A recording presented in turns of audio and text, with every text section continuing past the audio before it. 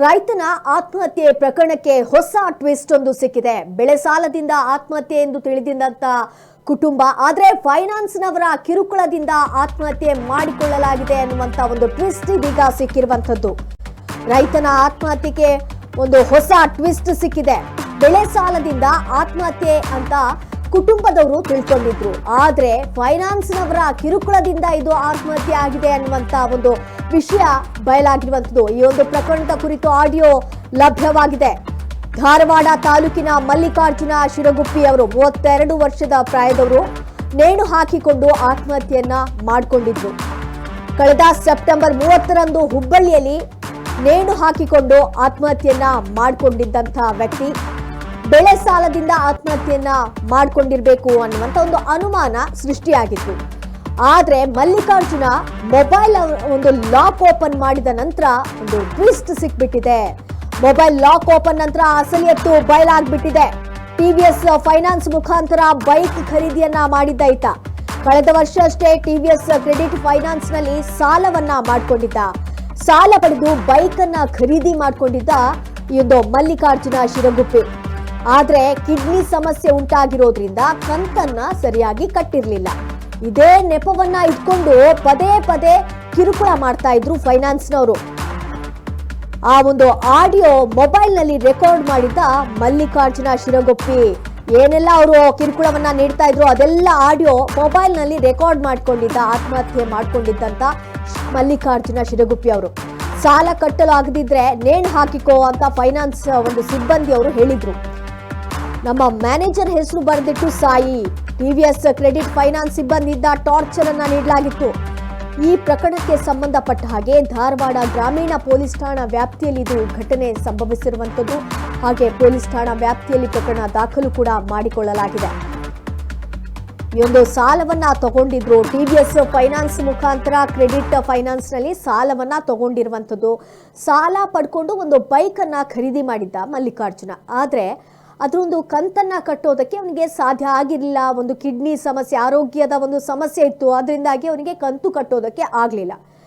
ಅದನ್ನೇ ನೆಪ ಮಾಡಿಕೊಂಡು ಸಾಲ ಕಟ್ಟಲಾಗದಿದ್ರೆ ನೀವು ನೇಣು ಹಾಕ್ಕೊಂಡು ಸತ್ ಹೋಗಿ ಅನ್ನುವಂಥ ಒಂದು ಮಾತನ್ನ ಹೇಳಿದ್ದಾರೆ ಆ ಫೈನಾನ್ಸ್ನ ಸಿಬ್ಬಂದಿ.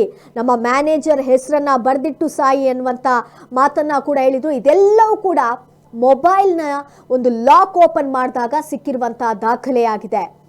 ಅದರಿಂದಾಗಿ ಒಂದು ಟ್ವಿಸ್ಟ್ ಸಿಕ್ಕಿರುವಂತದ್ದು. ಈ ಪ್ರಕರಣದ ಕುರಿತು ಆಡಿಯೋ ಲಭ್ಯ ಆಗಿದೆ.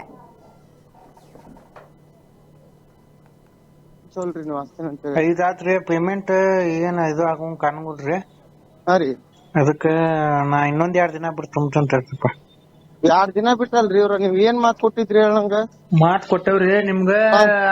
ಅಷ್ಟು ಮೇರಿ ಸುಳ್ಳ ಅನ್ಸತ್ತಂದ್ರ ಬೇಕಾರೆ ಈಗೂ ಬರ್ತಿದ್ರ ಬರ್ರಿ ಬಂದ್ರಿ. ನಮ್ ಮನ್ಯಾಗನು ಕೇಳ್ಬರ್ರಿ, ಮನ್ಯಾಗ ಏನಾಗೈತಿ ಏನಿಲ್ಲ ನೋಡ್ರಿ.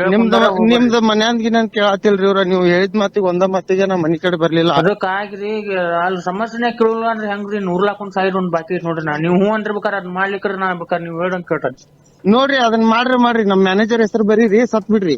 ಆಯ್ತು ತೋರಿ ನಾರಂಗನ್ರಿ. ಮತ್ ಏನ್ ಮಾಡೋಣ್ರಿ? ತುಂಬುದಾಲಿಲ್ಲ ಅಂದ್ರ ಗಾಡಿ ಹ್ಯಾಂಡ್ ಓವರ್ ಮಾಡ್ರಿ. ತುಂಬುದಾಲಿಲ್ಲ ಅಂದ್ರ ಅಂದ್ರಲ್ರಿ ಅದನ್ನ ಮಾತಂತ ತೋರಿ. ಆಯ್ತವ್ರಿ ನಮ್ ಮ್ಯಾನೇಜರ್ ಹೆಸರು ಬರ್ದಿಟ್ ಸಾಯ್ರಿ. ಆಯ್ತ್ರಿ ನಾರ ಆಯ್ತು. ಐದಾತ್ರಿ ಇವ್ರ ಇನ್ನೂ ಫೋನ್ ಹಚ್ಚೋಲ್ರಿ ನೀವ್ ಅಷ್ಟೇನ ಅಂತ ಹೇಳಿ. ಐದಾತ್ರಿ ಪೇಮೆಂಟ್ ಏನ್ ಇದು ಆಗಂಗ್ ಕಾಣಂಗಿಲ್ರಿ. ಅದಕ್ಕ ನಾ ಇನ್ನೊಂದ್ 2 ದಿನ ಬಿಟ್ಟು ತುಂಬತಂತಪ್ಪ. 2 ದಿನ ಬಿಟ್ಟಲ್ರಿ ಇವ್ರ ನೀವ್ ಏನ್ ಮಾತ್ ಕೊಟ್ಟಿದ್ರಿ ಹೇಳಂಗ? ಮಾತ್ ಕೊಟ್ಟೇವ್ರಿ ನಿಮ್ಗ. ಅಷ್ಟು ಮೇರಿ ಸುಳ್ಳ ಅನ್ಸತ್ತಂದ್ರ ಬೇಕಾರೆ ಈಗೂ ಬರ್ತಿದ್ರ ಬರ್ರಿ ಬಂದ್ರಿ. ನಮ್ ಮನ್ಯಾಗನು ಕೇಳ್ಬರ್ರಿ, ಮನ್ಯಾಗ ಏನಾಗೈತಿ ಏನಿಲ್ಲ ನೋಡ್ರಿ.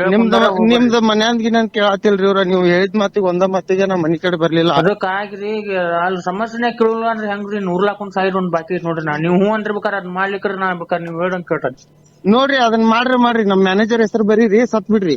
ಆಯ್ತು ತೋರಿ ನಾರಂಗನ್ರಿ.